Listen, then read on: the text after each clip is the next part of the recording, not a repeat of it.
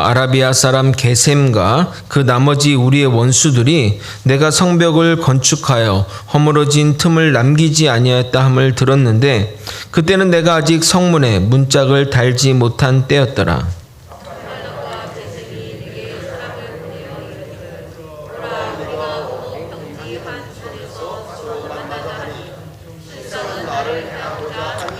내가 곧 그들에게 사자들을 보내어 이르기를 내가 이제 큰 역사를 하니 내려가지 못하겠노라. 어찌하여 역사를 중지하게 하고 너희에게로 내려가겠느냐 하매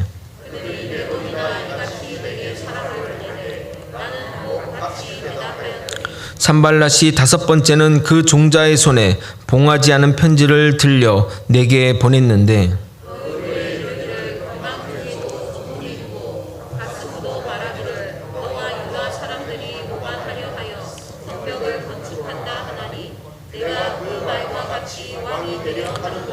또 내가 선자를 세워 예루살렘에서 너를 들어 선전하기를 유다의 왕이 있다 하게 하였으니 지금 이 말이 왕에게 들릴지라. 그런즉 너는 이제 오라 함께 의논하자 하였기로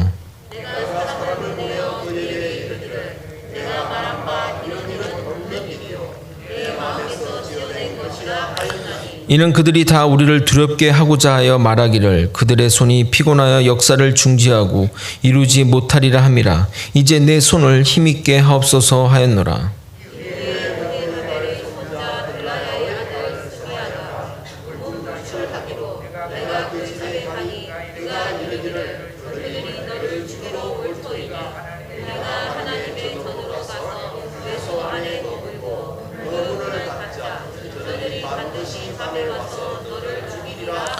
내가 이르기를 나 같은 자가 어찌 도망하여 나 같은 몸이면 누가 외소에 들어가서 생명을 보존하겠느냐.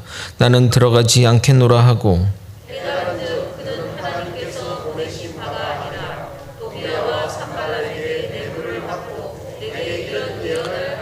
그들이 뇌물을 준 까닭은 나를 두렵게 하고 이렇게 함으로 범죄하게 하고 악한 말로 지어 나를 비방하려 함이었느니라. 내 하나님이여 도비아와 산발랏과 여선지자 노에다와 그 남은 선지자들 곧 나를 두렵게 하고자 한 자들의 소행을 기억하옵소서 하였노라. 아멘. 강단을 조금 바꿨는데 어떠신지요?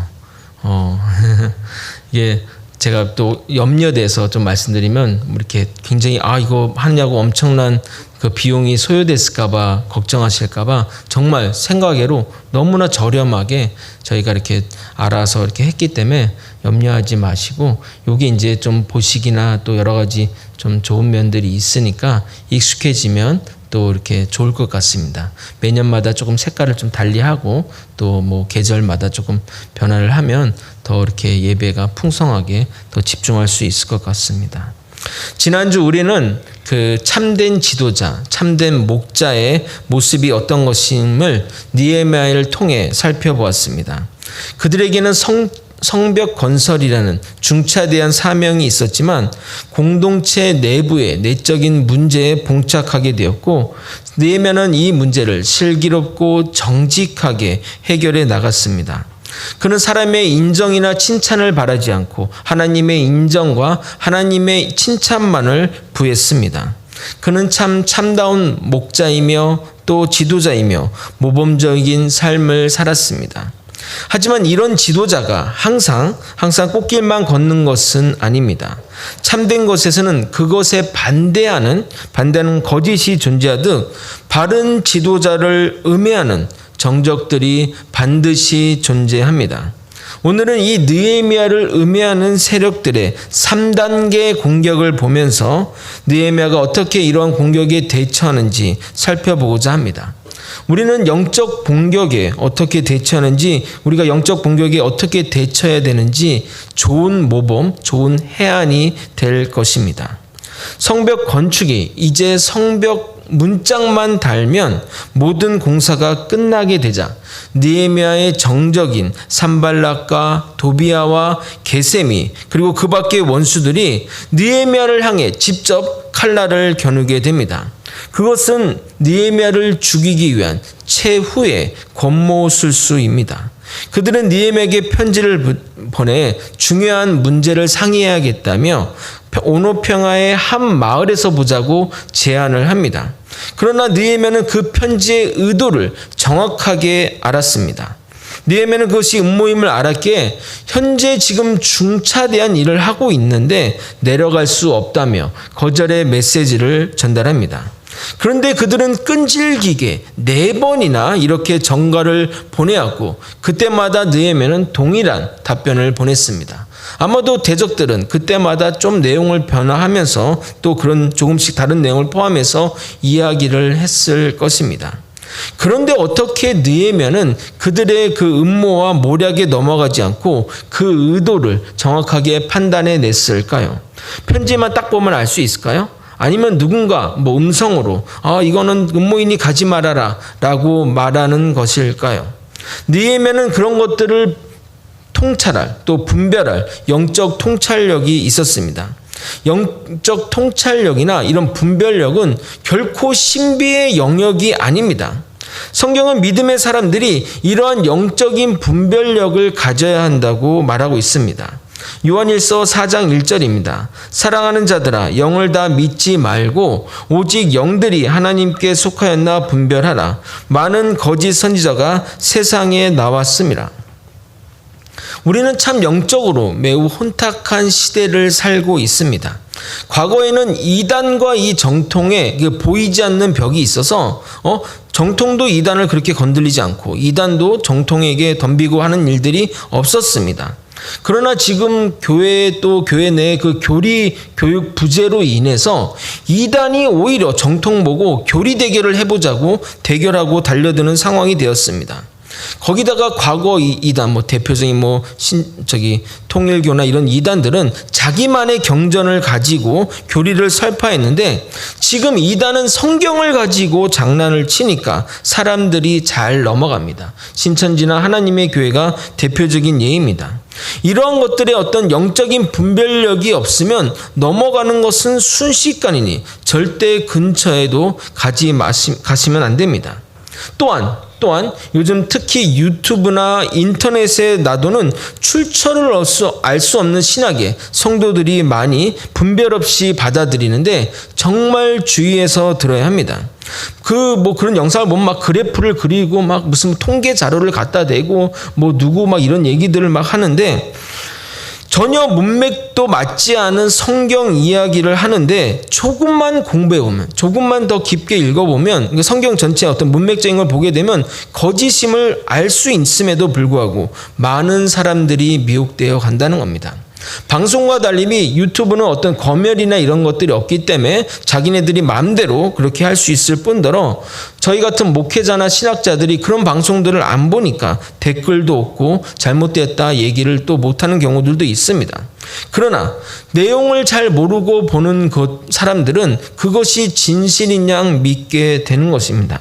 그러니까 지금 이 시대는 정말 영적인, 내용을 아는 것도 중요하지만 영적으로 분별하는 것이 더 중요한 시기를 살고 있습니다.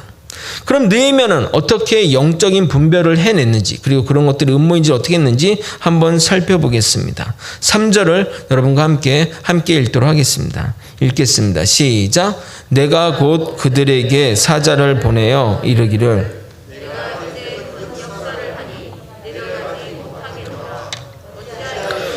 중지하고 너에게로 내려가겠느냐 하매. 느헤미야는 일을 함에 있어서 영적 우선순위를 가지고 일했습니다. 대적들이 기니 할 말이 있다고 했으나 내가 이제 크고 중요한 일을 하고 있는데 어떻게 그 일을 중단하고 그리로 가겠냐고 거절하게 됩니다. 그러니까 느헤미야는 가장 우선적으로 해야 할 일이 무엇인지 알았고 그곳에 자신의 사명이 있었음을 알았습니다. 그래서 일의 우선순위를 정하고 그 일에 자신의 그 일을 위해 소명다해 일을 한 것입니다. 우리가 하는 일의 목적과 그 사명을 알면 악한 자의 음모에 흔들리지 않게 됩니다. 그래서 느헤미야는 무수한 적들의 타협과 공격에도 흔들리지 않았던 것입니다. 그래서 그 관점, 목적과 사명의 관점에서 보게 되면 그들의 이야기는 다 엉터리고 방해임을 알 수 있습니다. 그것이 그의 영분별의 기준이 된 겁니다. 알고 보면 이런 영적인 분별이 어려운 것은 아닙니다.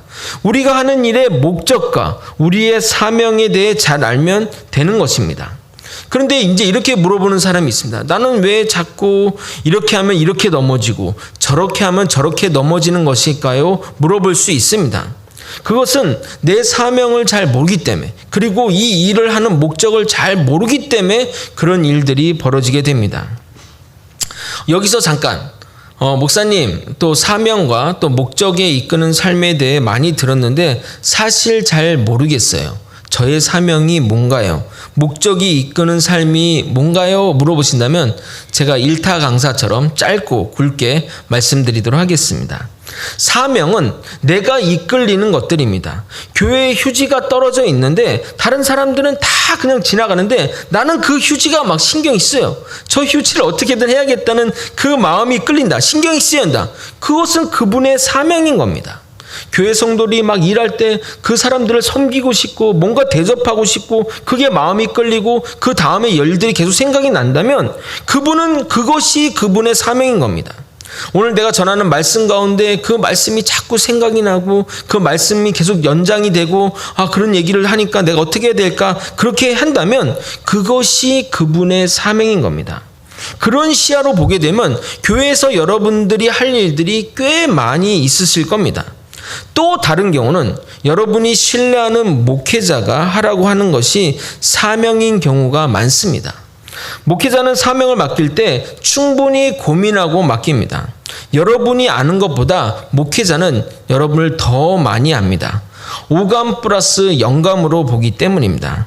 예를 들어 신방 중에 전혀 그런 얘기를 하지 않았는데 그분을 놓고 이제 같이 기도하는 가운데 좀 약간은 좀 극단적인 선택을 하라는 것이 생각이 나서 그걸 놓고 같이 회개 기도를 했는데 기도를 마치고 그분이 과거에 정말 힘들어서 이런 죽으려고 했던 고백을 한 적이 있습니다. 이렇게 어떤 영적인 부분들이 있다는 겁니다. 그래서 제 사모가 저를 영감 이렇게 종종 부르기도 합니다. 자, 그럼 이런 질문을 할 수 있습니다. 나는 이 일을 너무 하기 싫은데 이 일을 싫어하니 내 사명이 아닌가요? 할 수 있습니다. 그때 목적을 생각해야 됩니다. 내가 어떤 선택을 할 때 여러분 항상 스스로에게 물어보시기 바랍니다. 하나님이 이 결정에 대해 기뻐하실까? 내가 예수님이라면 어떻게 할까? 이러한 결정이 하나님의 나라와 영광을 위해 일하는 일일까? 그것을 고민하며 결정하시면 됩니다. 이것도 저것도 모르시면 저에게 오십시오. 제가 저에게 상담 요청하면 알려드리도록 하겠습니다.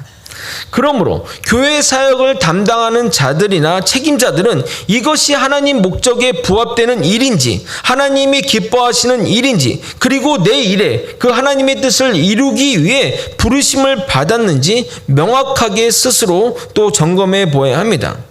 가끔 교회를 보게 되면 이러한 사명과 목적이 불분명한데 역할을 감당하는 경우를 보게 됩니다.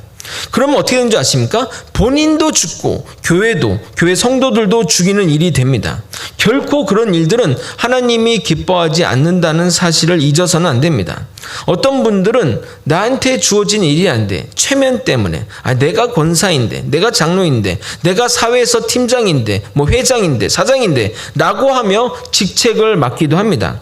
또 어떤 분들은 시기심으로 저 권사도 하는데 나라고 못할 소냐 하며 소명 없는 일에 일을 맡기도 합니다. 또 어떤 이들은 자신이 이 일을 통해 이름을 내거나 과시하고자 하는 분들이 있습니다. 또한 어떤 분들은 자신의 개인의 사적 이익과 연관하여 교회 직분을 이용하는 분들이 있습니다. 우리의 사명은 하나님의 목적에 부합되도록 우리를 부르시는 겁니다. 결코 개인의 사욕이 들어가서는 안 됩니다. 이런 분들은 결국 사단의 하수인이 되어 교회를 망치는 길로 갈 수밖에 없습니다. 그러기에 교회를 책임지는 분들은 자신의 사명을 투철하게 생각하고 행동해야 됩니다. 그렇지 않으면 사단의 하수인이 되어 계속해서 그렇게 멸망의 길, 잘못된 길로 가게 될 것입니다. 4번이나 편지를 보낸 느헤미야의 대적들처럼 끊임없이 공격해 올 것입니다. 사명이 불명하면 넘어갑니다. 그렇지 않기 위해 우리는 항상 깨어 기도하며 교회를 향하신 목적을 위해 나를 부르신 사명에 집중하시기를 소망합니다. 4번째 편지에도 반응이 없자 이어 5번째 편지가 왔는데 봉하지 않은 상태로 오게 됩니다. 고대 근동의 편지는 양피지나 파피루스에 이렇게 글을 쓰고 그것을 말아 비단으로 만든 가방 속에 넣은 후 묶은 뒤 점토나 밀랍으로 임봉해서 편지를 보내는 것이 보통입니다. 이렇게 작성하는 이유는 편지의 신빙성을 본증하는 동시에 그 내용이 공개되지 않기 위해서입니다. 특히 산발랏은 사마리아의 총독이고 느헤미야는 이스라엘의 총독이니 편지를 보낼 땐 이렇게 공식적으로 보내야 합니다.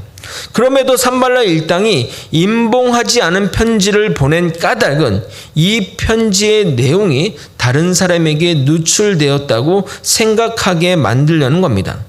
이 편지의 내용이 백성들 사이에 퍼지게 함으로써 백성들 가운데 동요가 생기게 하고 그로 인해 혼란을 생기게 함으로써 느헤미야가 이 불안한 마음에 자신들에게 나오게 하려는 목적인 겁니다. 산발랏의 편지의 내용은 이렇습니다. 너와 유다 사람들이 밀란을 일으켜서 왕이 되려고 성벽 재건한다는 소문이 이웃 나라에게까지 퍼지고 있고 왕과 친했던 아라비아 사람 게셈도 그것이 사실이라 믿고 있다. 거기다가 너가 예언자를 세워 내가 유당이 될 거라고 소문을 예루살렘에 퍼뜨린다는 말이 무성한데 결국 이 소문은 결국 왕에게 황제에게 들어갈 것이다. 물론 나는 너의 이 소문이 사실이 아님을 믿으니까 너와 내가 조용히 만나서 이 문제를 상의하고 해결하자는 내용입니다. 전혀 이 내용이 사실이 아님에도 불구하고 무시할 수 없는 이유는 과거에 이런 역사적 이유들이 있었기 때문입니다. 과거 아다사스 왕 제2 초기에 사마리아 방백 르흠과 서기관 심세 등이 예루살렘 성벽 재건의 방해를 위해 올린 거짓 참소의 내용과 동일한 내용이기 때문입니다. 당시 사마리아인들은 유다 귀환민들의 성벽 재건을 방치할 경우 그들이 결국 이 성벽이 완성이 되면 성전이 완성이 되면 그 페르시아의 반기를 들 거라고 상소를 올렸고 이를 수긍한 아닥사스 왕은 성벽 재건을 중단케 했습니다. 이 내용이 에스라서 4장 17절에서 23절에 기록되어 있습니다. 당연히 느헤미야도 이 사실을 알았고 그래서 산발랏도 동일한 내용으로 협박하며 느헤미야를 끌어내려고 했던 겁니다. 전혀 근거가 없음에도 불구하고 이런 가짜 뉴스가 파급력이 있는 이유는 그럴 수도 있겠다라는 생각이 들기 때문입니다. 이스라엘 백성들과 느헤미야가 성벽 재건을 하려는 의도는 민족의 정체성과 예배 회복을 위해서입니다. 그러나 신앙이 없는 사람들에게 이런 일들을 위해 자신의 생계를 내팽개치고 이런 부분들이 쉽게 이해가 되지 않습니다. 여러분들이 주의를 지키기 위해 직장 상사의 명령에도 불구하고 나가지 않거나 또 열심히 돈 번 돈을 11조를 헌금하거나 여름 휴가를 안 가고 교회 행사를 위해 사용한다면 불신자들은 이해하지 못합니다. 신념 있는 사람으로 보지 않고 환자로 봅니다. 이 사람도 환자구만. 그러므로 산발랏의 편지가 중간에 누군가 보았다는 것은 충분히 위협적인 사실입니다. 산발랏이 일부러 오픈하고 보냈는지 확인할 길은 없고 느헤미야가 반란의 의도가 전혀 없다고 할지라도 누군가 봤다는 것은 많은 사람에게 퍼지는 것은 시간 문제인 것입니다. 그것이 단 한 명이라도 말입니다. 교회 생활하면서 깨달은 것 중에 하나는 이 세상에 비밀은 없다는 겁니다. 내 입을 통해 밖으로 나가면 그것이 시간이 걸린다 하더라도 세상 모든 사람들이 다 알게 된다는 겁니다. 발 없는 말이 천리를 가는 것은 진리입니다. 여기서 우리는 사단과 그 하수인에 쓰는 도구를 잘 보아야 합니다. 이 방법은 창세 때부터 사단이 잘 써왔던 술수입니다. 바로 그것은 중상모략을 통한 비방입니다. 이것은 마치 있지도 않은 사실을 일어난 일처럼 꾸며서 상대방에게 상처를 입히게 됩니다. 이런 일들을 보면 주위에 참 많습니다. 내가 하지 않은 일들을 나만 모르게 사람들이 막 돌고 하고, 그래서 막 그것이 깨달았을 때 즈음에는 이미 내가 나쁜 사람으로 돼 있어서 억울하고 그것을 막 풀려고 하려고 억울했던, 그래서 잠 못 이루는 경우들이 있습니다. 이런 악한 사람들의 이 거짓말들이 가정을 어렵게 하고 공동체를 파괴하고 교회의 질서를 흔들게 합니다. 교회 안에도 사실이 아닌 것을 사실인 것처럼 떠들어 놓고 나중에는 아니면 말고 하는 식으로 발뺌하는 사람들이 얼마나 많습니까? 그런 행동들은 교회를 어지럽히고 교회의 질서를 파괴하는 행동입니다. 요즘 SNS나 또는 어떤 기사의 댓글을 통해 자신의 사악함을 표출하는 사람들이 많이 있습니다. 그들이 사악함을 표출할 수 있는 배경이 뭔지 아십니까? 익명성입니다. 자신의 이름이 드러나지 않기에 그렇게 무참하게 이야기하는 겁니다. 그 익명의 그 글들이 사람을 죽이기까지 합니다. 익명의 댓글처럼 이런 중상모략을 행하는 자들은 철저히 자신을 숨기며 드러내지 않습니다. 그러면서 자신의 목적한 바를 이루게 됩니다. 사랑하는 거제 소망교회 성도 여러분, 그런 사람들과 그들의 말을 무시하시길 바랍니다. 그런 이야기를 듣다 보면 사단과 그 하수인의 모략에 어느새 넘어가게 됩니다. 어느 목사님의 설교에 했던 예화를 여러분에게 들려드리도록 하겠습니다. 모던 블레이크라는 사람이 미국 애틀란타 저널에 쓴 기사의 내용을 읽어드리도록 하겠습니다. 나는 누구에게도 치명적인 타격을 가할 수 있는 힘과 기술을 가지고 있다. 나는 상대방을 죽이지 않고도 승리할 수 있다. 나는 가정과 교회와 국가를 파괴한다. 나는 수많은 사람의 인생을 파괴하였다. 나는 날개를 타고 바다를 여행한다. 아무리 순결한 사람도 내게는 무력하며 아무리 정직한 사람도 내게는 무력하다. 나는 진리와 정의와 사랑을 경멸한다. 나는 나의 희생자를 전 역사와 전 세계에 갖고 있다. 나는 바다의 모래보다 더 많은 나의 노래를 거느린다. 나는 결코 망각하지 않는다. 나는 결코 용서하지 않는다. 내 이름은 중상모략이다. 우리는 매일 이런 중상모략에 시달려왔고 우리도 간접적으로 이 범죄에 참여했을지도 모릅니다. 그러면 우리가 이러한 중상모략에 어떻게 대처해야 되는지 청교도인들이 사용하는 방법을 여러분에게 제시하고자 합니다. 이 기준대로 하시면 절대 중상모략에 빠지지 않습니다. 첫 번째, 이것은 사실에 근거한 소문인가? 우리는 확인되지 않은 일을 편견을 가지고 믿는 경우들이 있습니다. 그러나 그 판단하기 전에 이 일이 맞는지, 또 그게 가능한지, 그리고 내가 아는 그 사람이 그거가 맞는지, 논리적으로 맞는 일인지 등등 사실관계 등을 확인해야 됩니다. 두 번째, 이 사실을 당사자 본인에게 확인을 했는가? 그 사실관계는 당사자에게 분명히 확인해야 됩니다. 확인되기 전에는 믿으면 안 됩니다. 그런데 참 교회라는 거 보면 안 물어보는 게 예의라고 합니다. 그러나 정작 당사자만 빼고 다 이야기를 할 말은 다 하는데 그게 오히려 예의가 없는 것 아닙니까? 당사자에게 확인되지 않은 사실을 믿으면 사단의 하수인의 중상모략에 넘어가게 됩니다. 궁금하면 물어봅시다. 저에게도 언제나 물어보시길 바랍니다. 안 묻고 시험 들지 말고 물어서 은혜롭게 삽시다. 아멘. 참고로 저는 당사자에게 꼭 물어봅니다. 저는 명확하게 밝혀질 때까지 사돈의 팔촌까지 물어봅니다. 누가 그런 말을 했다고 물어보면 출처까지 공개합니다. 괜히 중상모략해서 망신당하거나 난처하게 되지 않기를 바랍니다. 세 번째, 그것이 사실일지라도 다른 사람에게 전달하는 것이 하나님께 영광이 되며 다른 형제에게 유익이 되는가 고민하셔야 됩니다. 만일 이런 말들을 전달한 사람들은 항상 이렇게 말합니다. 나도 믿지는 않은데 누가 이러더라? 설마 이게 사실이었어? 그런데 이렇게 말한 사람이 있더라? 하며 자신은 쏙 빠지고 이런 책임 회피라는 사람들이 얼마나 많은지 모릅니다. 믿지 않으면서 또 사실이 아니라면서 왜 말을 하십니까? 자신이 들은 내용이 사실일지라도 다른 형제에게 유익이 되지 않고 하나님의 영광을 가린다고 생각된다면 말하지 않고 그 형제를 위해 조용히 기도합시다. 이러한 세 가지를 명심하고 여러분이 이러한 사단의 중상모략에 공범이 되지 않기를 진정으로 소망합니다. 에베소서 4장 29절 말씀을 한번 찾아보도록 하겠습니다. 남은 이제 한 3개월 동안에 이거를 표로 했으면 좋겠습니다. 에베소서 4장 29절입니다.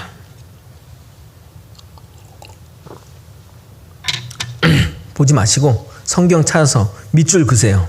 밑줄 2021년 표 2020년 저 없애버리고 2021년 표 표로 하시고 4장 29절. 이게 뭐 자랑이 아니라 성경에 약간 이 형광펜들이 좀 있어야 이 사람이 좀 성경 좀 있는 사람이구나. 밑줄 긋고 형광펜 하고 옆에다 좀 공간이 있으면 2021년 표라고 생각하고 했으면 좋겠습니다. 신약성경 315면 에베소서 4장 29절입니다. 함께 읽겠습니다. 시작. 무릇 더러운 말은 너희 입 밖에도 내지 말고 오직 덕을 세우는 데 소용되는 대로 선한 말을 하여 듣는 자에게 은혜를 끼치게 하라. 아멘. 그럼 느헤미야는 이 중상모략에 어떻게 대처했는지 한번 살펴보도록 하겠습니다. 첫 번째, 느헤미야는 대적들의 음모에 대해 아무런 반응을 보이지 않았습니다. 아마도 산발랏은 이 일을 통해 느헤미야가 자기의 결백을 주장하기에 페르시아로 왕궁으로 서둘러 가거나 혹은 이처럼 오해받는 것이 두려워하여 중단할 것을 기대했을 것입니다. 그러나 느헤미야는 봉인되지 않는 산발랏의 편지를 받고서도 미동조차 하지 않았습니다. 만약 느헤미야 마음에 그런 반역의 마음이 조금이라도 있었다면 분명히 느헤미야는 함정에 빠졌을 것입니다. 그러나 느헤미야는 전혀 그런 마음이 없었기에 당당하게 편지를 이렇게 썼습니다. 이것은 네가 지어낸 얘기니 웃기지 말라고 화답을 하게 됩니다. 8절을 읽어보겠습니다. 내가 사람을 보내어 그에게 이르길 내가 말한 바 이런 일은 없는 일이요 내 마음에서 지어낸 것이라 하였나니. 여러분, 느헤미야가 이렇게 답변을 했지만 느헤미야 마음에 아무 걱정이 없었던 것은 아닙니다. 느헤미야 자신이 반역을 꾸밀 마음이 없다 하지만 원래 왕들은 의심을 많고 또 이런 음모와 계략에 잘 흔들리는 존재입니다. 역사적으로 보게 되면 이러한 일들로 많은 사람들이 죽었기에 안심할 수 없습니다. 그래서 그도 그런 사실을 알았기에 두렵기도 했습니다. 그의 기도를 보면 확인할 수 있습니다. 그는 산발락에게 회신한 다음에 그리고 바로 하나님께 나아가 기도합니다. 9절을 읽어보겠는데 그렇게 기도가 연결이 돼 있어서 마치 이게 한 문장처럼 보여서 제가 이해를 돕기 위해 표준 세번역본으로 읽어드리도록 하겠습니다. 그들은 우리에게 으름장을 놓았다. 그렇게 하면 우리가 겁을 먹고 공산을 중단하여 끝내 완성을 못할 것이라 생각한 것이다. 하나님, 나에게 힘을 주시옵소서. 이제 내 손을 힘있게 하옵소서. 하나님이시여 나에게 힘을 주십시오. 라고 느헤미야는 기도했습니다. 그는 왕 앞에 정직했지만 한편으로는 두려운 마음이 있었기에 주님이 자신에게 힘을 달라고 기도한 것입니다. 느헤미야는 산발랏이 전해준 봉인되지 않는 편지로 인해 조성될 위기가 얼마나 큰 일인지 누구보다 잘 인식하고 있었습니다. 그러나 이 같은 위기를 인간적 노력을 통해서가 아니라 하나님에 대한 믿음으로 해결하고자 한 것입니다. 느헤미야의 이 불안하고 답답한 상황에서 누구를 의지해야 할지, 누구를 붙잡고 일어서야 할지 정확하게 알고 있었습니다. 그리 아니하실지라도 주님은 자신을 버리지 않을 것을 알았기에 주님의 손을 붙잡고 당당하게 원수들에게 이렇게 말할 수 있었던 겁니다. 느헤미야의 담대함의 근거는 주님이었습니다. 우리의 담대함의 근거도 주님이 되어야 합니다. 주님이 아닌 다른 것을 의지하면 결국 실망하거나 실족할 수밖에 없습니다. 우리의 삶을 참 돌아보면 참 고난의 연속이라 생각합니다. 고난이 없다 하더라도 우리가 바라고 간절히 해결받기 원하는 문제들이 있을 것입니다. 또 때론 이유 없는 고난과 핍박이 몰려올 수 있습니다. 또한 억울한 누명과 또 불합리한 상황에 처할 수 있습니다. 그러면 열심히 주님이 나의 손을 붙잡아 주기를 기도하시는 우리 거제 소망교회 성도들이 되기를 예수님의 이름으로 소망합니다. 이어지는 10절을 보게 되면 놀라운 일이 벌어지게 됩니다. 대적들의 공격이 점점 치명적이고 날카롭게 다가옵니다. 이때 무엘다엘의 손자 들라의 아들 스마야가 등장합니다. 그가 누구인지는 여기에만 나오는 사람이라 정확히 알 수는 없지만 직업은 선지자이며 느헤미야가 신뢰하는 사람이었습니다. 느헤미야가 성벽 건축을 하는데 신앙적으로 물리적으로 많은 도움을 준 사람이며 함께 이 일을 추진했던 사람의 한 명이라 추정이 됩니다. 매일 만나던 이 사람이 갑자기 두문분출하고 또 출입을 하지 않으니 느헤미야가 걱정이 되었습니다. 그래서 그의 집을 직접 방문하여 무슨 일이 있나 확인하게 되었습니다. 스마야는 느헤미야를 보자마자 고민이 잔뜩 품은 얼굴로 이렇게 말합니다. 내가 하나님께 들었는데 오늘 밤에 너를 암살하러 오는 적들이 분명히 몰려올 것이니 우리가 성소에 들어가 문을 잠기고 피신해 있자고 말합니다. 아마도 여러분 주변에 신뢰하는 사람들이 이렇게 접근해 온다면 누구나 흔들릴 수밖에 없습니다. 그리고 그 신뢰하는 사람이 사역자나 영적인 일에 거하는 사람이면 더욱 무시하기 힘듭니다. 제가 여러분에게 어젯밤 꿈에 당신 꿈을 꾸었는데 또는 기도 가운데 또는 당신이 적의 손에 잡혀 죽을 것을 알게 해줬다고 하면 흔들리지 않을 사람이 어디 있겠냐 이 말입니다. 느헤미야도 언제 쳐들어올지 모르는 대적들의 그 위험에 항상 경계하고 있던 차인데 말입니다. 그러나 역시 느헤미야는 다릅니다. 11절을 함께 읽어보도록 하겠습니다. 11절 함께 읽겠습니다. 시작. 내가 이르기를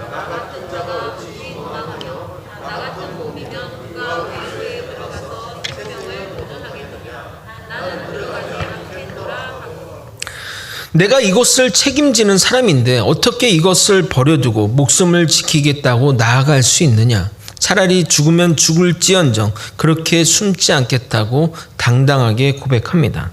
그의 투철한 사명감과 책임감으로 숨지 않았던 겁니다. 아마도 느헤미야는 처음에는 스마리아의 말이 음모라고 생각하지는 않았던 것 같습니다. 그러나 자신의 이 사명감 때문에 그냥 죽으면 죽으리라 나선 겁니다. 그러나 사명감에도 움직이지 않는 느헤미야를 보면서 스마야는 흔들렸고 나중에 도비아와 산발랏에게 뇌물을 받고 거짓 증언을 한 것을 깨닫게 된 것입니다. 그런데 왜 대적들은 이 느헤미야를 겁줘서 성소에 숨게 하려고 만든 것일까요? 그것에 대한 이유가 13절에 나와 있습니다. 읽어보겠습니다. 그들이 뇌물을 준 까닭은 나를 두렵게 하고 이렇게 함으로 범죄하게 하고 악한 말을 지어 나를 비방하려 함이니라. 그들은 느헤미야가 범죄했다고 악한 말로 비방하기 위해서라고 말합니다. 만약에 느헤미야가 스마야의 말대로 하나님의 전인 지성소로 들어갔다면 어떻게 되었을까요? 제사장이 아닌 자가 지성소에 들어가는 것은 큰 죄악 중에 죄악입니다. 또한 백성들은 목숨을 걸고 한창 성벽 재건 이제 거의 끝 무렵에 다 와 있는데 자신은 목숨을 구걸하고자 성소에 들어갔다고 목숨을 부지했다는 사실이 전해지면 그의 리더십은 순식간에 무너지게 될 겁니다. 누가 그런 지도자를 믿고 백성들이 따르겠습니까? 우리는 이러한 스마야의 음모를 통해 사단의 음모는 가장 가까운 사람으로부터 접근해 온다는 것을 잊어서는 안 됩니다.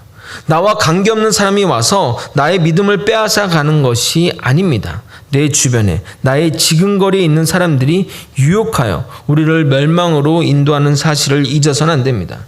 그래서 신천지와 같은 이단들이 무서운 것은 우리의 주변으로 들어와서 속여서 멸망의 길로 가는 것입니다. 교회 열심히 봉사하고 어디든 빠지지 않고 열심히 하던 사람이 갑자기 얼굴이 돌변하여 악의 길로 인도하니 쉽게 분별하기 어려운 것입니다.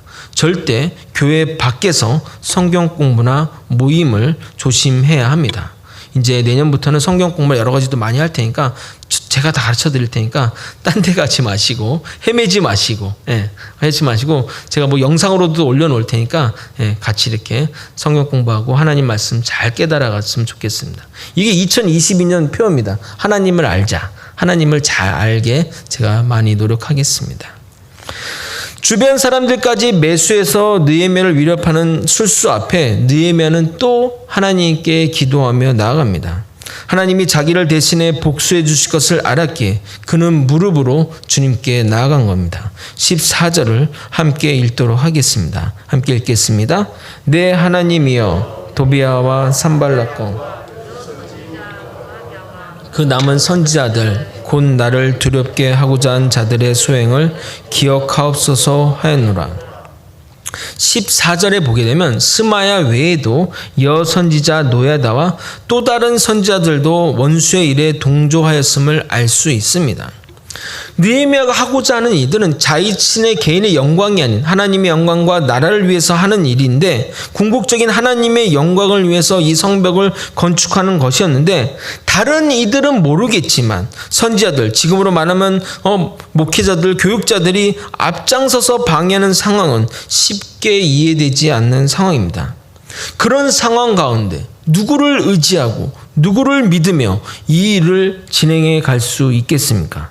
심지어 느헤미야가 걱정되어 병문안을 갈 정도로 친한 스마야까지 뇌물을 받고 배신하는 지경인데 말입니다. 그래서 그는 하나님께 나아가는 것이 당연한 것인지도 모릅니다. 이 말이 무슨 말인지 깨닫는 분이 있으실 것입니다. 여러분의 부모, 여러분의 형제 자매, 여러분의 친한 친구, 여러분의 아내, 남편, 목숨보다 귀한 자녀들까지도 말하지 못할 일들이 있으며 그들이 있다 할지라도 위로가 되지 않은 때가 있을 것입니다. 저도 제 아내를 사랑하고 제 자녀들을 사랑하지만 못할 말이 있고 또 함께 통해하지 못할 말들이 있고 또 위로가 되지 않을 때도 있습니다. 그때 누가 여러분의 위로가 되며 힘이 되는 줄 아십니까? 바로 주님밖에 없습니다. 찬양의 가사처럼 주님과 같이 내 마음 만지는 분은 없네. 오랜 세월 찾아 난 알았네. 내겐 주밖에 없네. 정말 주님밖에 없습니다. 느헤미야는 주님께만 의지하였고 주님이 주시는 지혜로 사들의 음모를 물리치고 생명의 길로 나아간 것입니다. 말씀을 정리하겠습니다. 느헤미야는 하나님을 의지하는 자였습니다. 그의 정적이 그를 5번이나 협박하고 두렵게 했지만 그는 흔들리지 않았습니다. 물론 그도 사람인지라 두려운 마음이 있었습니다. 그래서 하나님께 힘을 달라고 기도한 것입니다. 심지어 그의 측근들마저, 당시 종교 지도자들마저 돈과 권력에 굴복해 그에게 칼을 들이댔습니다. 결국 느헤미야는 하나님을 의뢰하며 하나님을 의지하며 정적들의 살해 사슬에서 살아났고 주님의 도우심으로 마음을 다잡을 수 있었습니다. 우리에게는 주님이 있습니다. 우리가 믿을 존재는 주님밖에 없습니다. 매사 모든 면에서 주님을 의뢰하며 주님을 의지하며 주님만 바라보는 저와 여러분이 되시길 예수님의 이름으로 소망합니다. 다 같이 우리 주님과 함께 찬양하시고 기도의 자리로 나아갔으면 좋겠습니다.